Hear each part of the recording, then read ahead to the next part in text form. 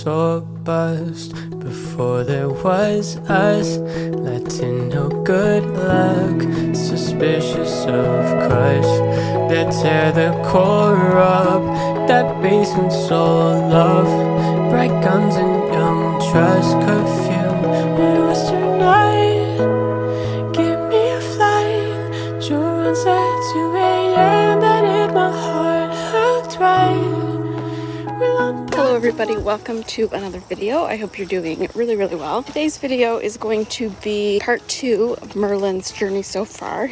I was planning on having this up literal weeks ago. If you haven't seen part 1, check that out. I will link it in the description. That kind of details the story of how he became mine and his first 2.5 years of life. This part is basically going to be the groundwork that went into starting him under saddle, all the stuff that I did to prep for that, and then his under saddle journey so far. So if you are interested in watching, stay tuned. There is some footage that has never been on my channel, and I also have a full Merlin's journey so far playlist that has all the videos in order from, I think, even before his first ride. I hope you enjoy. So we left off part 1 in the spring of 2021 when Merlin was rehabbing from his OCD surgery. While that was kind of going on, we started doing some long lining.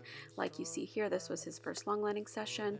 And then I started doing other little things like more work in the arena, hand walking, and working on different groundwork cues and things like that, as well as putting the saddle on him for the first time.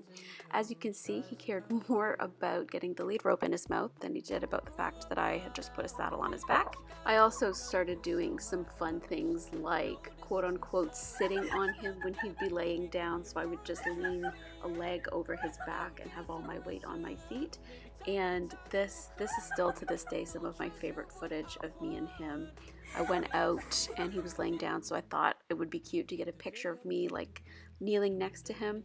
And then he ended up hugging me or like leaning into me so hard that he knocked me back into the poop. And it just to this day makes me giggle. In the early summer of 2021, he got to a point where he was allowed out onto a bigger turnout again and was allowed to move more. And I started to kind of realize that he was turning into a proper horse and wasn't my gangly little yearling anymore. So in July, we did some lunging for the first time. And I say lunging, it wasn't really proper lunging, but it counted in my eyes. He kind of did a few circles of walk each way, maybe a couple steps of trot, and that was it. Here in August, he was getting way better at long lining after lots of very short sessions of just kind of starting, stopping, and turning. So this was the session where he trotted for the first time. As you can see, he's got very good steering, he stops really well. And yeah, I was just very proud at how he took to long lining, and to this day it's a skill that I don't use as much anymore, but I still find it useful to dig out the long lines every now and again to work on vocal cues for halting and things like that. You going for a walk?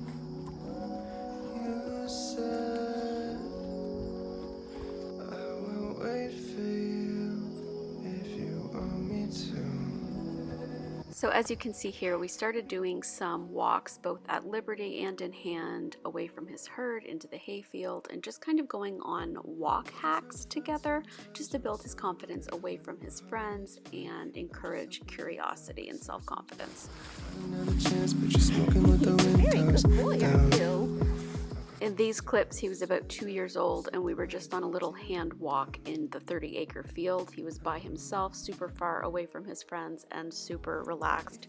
I'm really lucky with him in that he's always been pretty independent, so I haven't had to deal with much herd-boundness. Into the fall of 2021, when he was nearing 2.5 years old, I started doing more in-hand work in the arena. So we did some sessions like this one where we worked on mounting block etiquette, which is something that he had been taught a lot kind of as a yearling. I would bring him in and just stand him next to the mounting block and reinforce him standing there.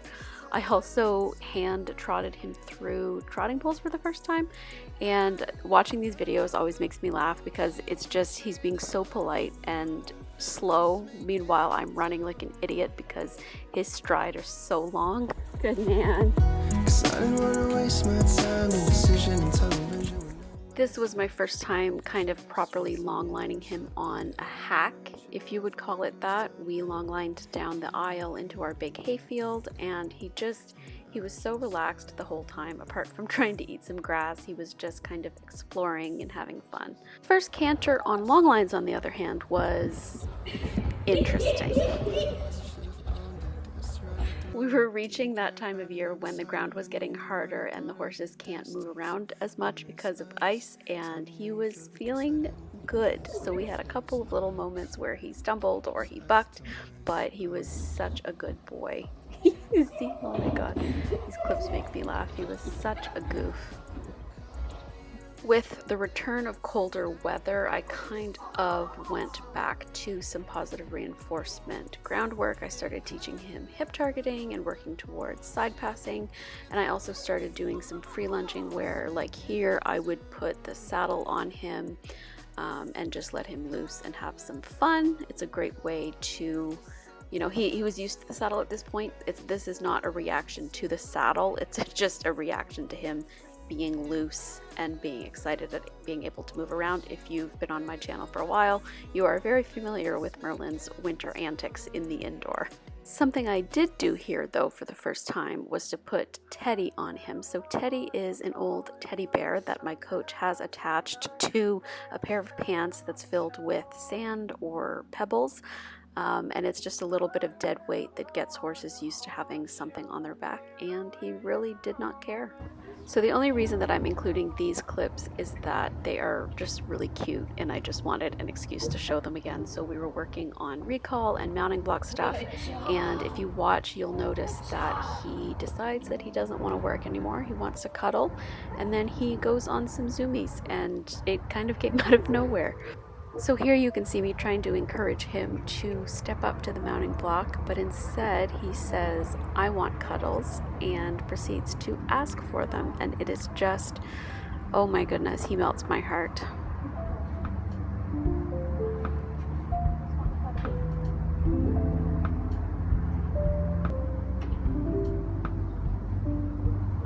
And then an explosion of zoomies happened out of nowhere.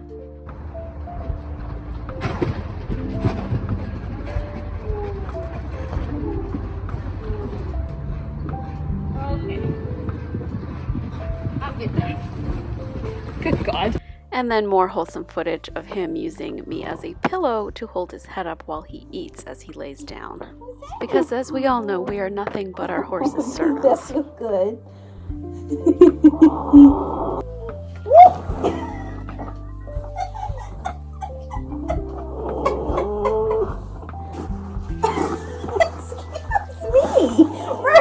me, Merlin.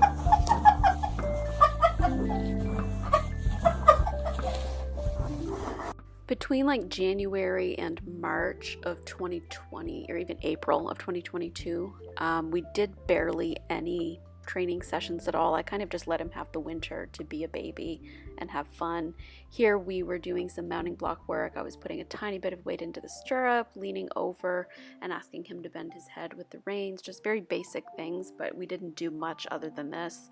Did let him loose into some fluffy snow, and he seemed to have a lot of fun with it. I got some really nice pictures as well, and I just love these clips because they kind of showed me a tiny glimpse of the movement and trot that he would come to unlock. So then spring came, and I started bringing him back into work, I guess you could call it. Basically started bringing him into the arena again and started prepping him to be backed. So we did lots of things like putting the saddle on, mounting block work, lunging, teaching him to line up at the mounting block like you see here, and he just took everything in his stride. I did about 3 sessions per week in the 2 to 3 weeks leading up to when I was hoping to do his first ride, which as you can see went super well. I got on him twice at Liberty and then asked my coach to just clip a lead rope onto him and lead him around for a couple minutes, just because he was finding the forward cues a bit confusing. But once we did that, then he was a bit more understanding of what I was asking him and was super good. So we finished the ride by walking, I think, 2 or 3 circles, and then I got off. The whole thing lasted maybe 15 minutes. So our second ride was about 8 days later because I actually ended up hurting my finger and couldn't ride for like a week and a half, and it went really well. As you can see here, there were a couple of moments where he was a little bit confused about what I was asking him to do. He was a bit unsure about the forward aid, so I just reassured him, redirected his attention either left or right, and he only did it a couple times before understanding what I was asking. Overall, for his second ride, I was really happy. It lasted about maybe 15 minutes, and we basically just worked on stop, start, and turning. I wasn't asking much more of him beyond that. Here we flash forward a couple of weeks to his second or third trot. He had some issues with stalling, and this was the time where I felt like he really started to develop his own motor. This was also the first time that my coach had seen him go under saddle since that first ride. I'm not going to call it a lesson because it was like maybe 15-20 minutes of like guided riding just to kind of help me with the stalling issue that he was having, but he was such a good boy, and the tips that she gave me really helped me in the weeks and months that followed.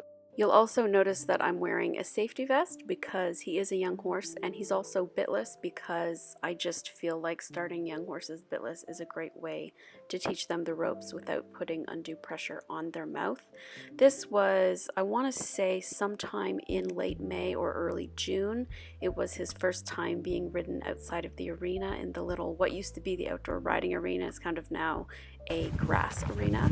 This was me slowly starting to introduce him to hacking in the little field where Eve actually now is, and he got distracted by the mares on the way out and tripped over his own feet, but popped up and kept going like nothing had happened. So that kind of reassured me as to what kind of horse he would be out hacking. And even though I very easily could have fallen off, that little incident actually gave me a lot of confidence in him because his reaction was such a non-reaction. Here is his first canter. The footage is really crappy because I was really bad at setting up my phone, but as you can see, he picks it up really well, but then once we kind of get on the open side of the circle heading towards the wall, he just got, I don't really know, confused, or he was stalling just like he had before at the trot. So I kind of made this ride more about getting the canter than actually keeping it.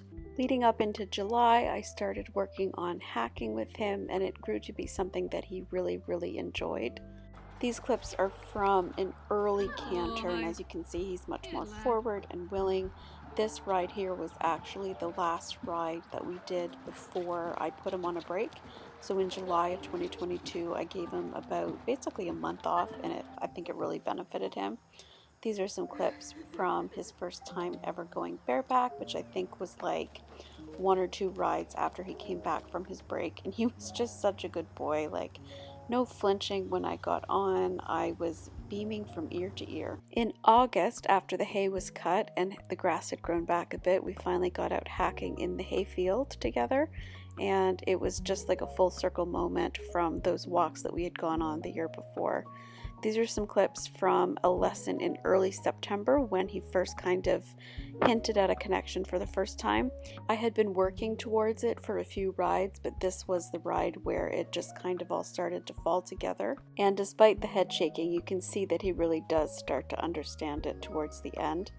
This clip here is from the next ride that I did after that, and you can see even though he's inconsistent, he's way more consistent than he was in the lesson. And I love watching the clips from this ride because you can almost see the cogs turning in his head as it goes on and he becomes better and better. And while he started to flex his dressage muscles this month, we also started working on neck rope cues to be eventually used for bridleless and tackless work. And as you can see here, he learned pretty quickly, and I decided in, I want to say it was late September or early October, that it would be a fabulous idea to ride my 3-year-old horse without a bridle. But I actually didn't have to worry because he was such a good boy, had really good steering and brakes, and we even managed to do a little bit of trot. To this day, I still haven't cantered him bridleless yet, but I'm hoping that that will come this year. I think that's going to be a goal for the fall. In October, there was a bit of a shift where he just felt like he was getting stronger and stronger and stronger. He started offering a little bit of connection at the canter, and his trot was more consistent, and I just felt like he was becoming a more grown-up horse. But at the same time, I was also doing a lot of hacking because the fall is my favorite time of year to hack. And we went places that I didn't think we would go, to the point where we actually ended up taking him on his first trail ride on, I want to say it was like October 30th or 31st. A local equestrian association was holding like a Halloween trail ride, and we went with one of his friends and a wonderful 25-year-old lead horse, and it was just such a wonderful experience. It was like 2.5 hours, and we did about 10 kilometers. It was a great workout for him, and he was so game. Like, there were a couple hairy moments, but overall he was so good, and he seemed to really enjoy himself. Our neck rope and bridleless work started to progress to a point where I felt safe riding him tackless. So I actually did, I want to say 2 rides tackless before the winter. But once the cold came, I really started to slow things down because it was my plan to put him on a break over the winter. But before I headed back to the east coast of Canada for Christmas, I decided that I wanted to free jump him. So I set up a little chute and sent him down over a cross rail and a little vertical, and he was so good. Once he understood the kind of process, you couldn't stop him from going down, and he was heavily rewarded with treats and kisses because I was so proud of him. I was so happy that just before I put him on his winter break, we had a lovely covering of snow outside, so I was able to ride him outside in the old outdoor riding arena in the snow. And in general, he had between mid-December and mid-March off of any kind of proper ridden work. There was the odd time like here where I thought it was a fantastic idea to get on my very fresh 3-year-old bareback in a halter and lead rope after he hadn't been ridden for 2 months. But overall, he always keeps me safe and holds himself together even when he feels like he needs to buck. And then in March of this year, I started bringing him back into work after his winter break. And I'm not going to lie, I'm not going to sugarcoat it. He was very spicy compared to what I had been used to the year before. There was a lot of just way more energy than I was used to. And it kind of unsettled me a little bit because I was used to my super chill, lazy Merlin, and he was spicy. He never did anything super quote unquote bad. It was just he had way more energy than I was used to, and he had really filled out over the winter, so his trot had opened up, and he just had and has way more power than he did as a 3-year-old. This was a bit of a fail where I asked him to canter for the first time in 2 months, and right as I did, either a piece of snow fell off the arena or the roof cracked or something, and he spooked. But to be honest, that's about the worst that he ever does for a spook, so I can't really complain. And yeah, since he came back into work, he's just been strengthening up in his dressage work. We've been playing around with some poles, so here was his first time going through kind of a canter line, doing some raised trotting poles. He started seeing a body worker, or 2 body workers actually. He had an appointment with a chiropractor back in April, and then he has a body worker that he sees regularly once every 4 to 6 weeks. And I found that body work has helped him massively. I'm so glad I started it. Towards the end of April, he jumped for the 2nd time, this time slightly bigger and on the lunge. And as you can see, he can absolutely throw some shapes. I was so happy. I just wanted to do something a little bit different with him, and he took to it like a duck to water. And lastly, I'll just include this clip from a recent lesson. And when I say recent, this was probably about, I don't know, a month ago now. But you can see how much more settled he is in his work and how much more consistent he is in the contact. He's improved even more since this clip was taken, especially at the canter. But I'm just so thrilled with how he's coming along. We're starting to work on some exciting stuff in dressage, as well as some other fun, exciting things that I will detail in a video to come. So back to the future back to the future from the clip. I'm so tired. Back with me and Eve. I hope you enjoyed that video. Going through and compiling the clips definitely made me realize how far Merlin has come even since the end of last year. And he's been making even more steps forward that I haven't quite included in this video. yet because there are some surprises in store for a video that's going to be coming out quite soon. He's been doing some exciting things, shall I say. And yeah, if you enjoyed it, don't forget to give a thumbs up, comment down below, and if you want to see more, check out some of my videos and consider subscribing. And until next time, I hope you're having a wonderful day wherever you are. Don't forget to give your horse or pony a hug or a kiss the next time you see them. Bye!